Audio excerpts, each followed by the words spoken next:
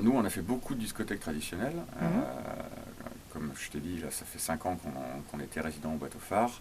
euh, Parce que c'était quelque part plus simple.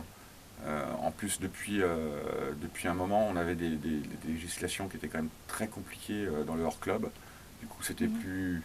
plus rassurant de faire du club. Et je dirais que c'est la porte d'entrée un peu naturelle. Moi, j'étais organisateur de free party entre 2004 et 2009, 2010.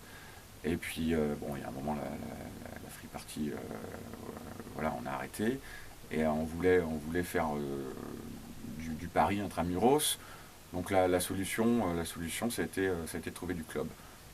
Voilà, parce qu'on n'avait pas non plus un budget énorme, on n'avait pas de financeurs derrière.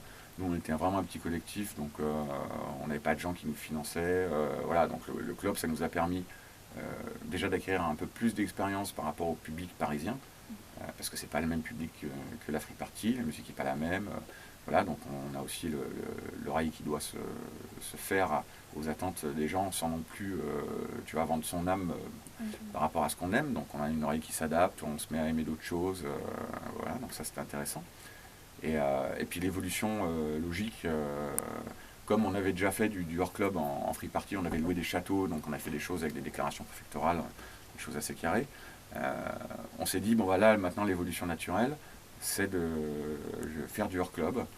Et c'est à ce moment-là qu'on a rencontré donc, ces anciens de la draft là, qui nous ont proposé une collaboration.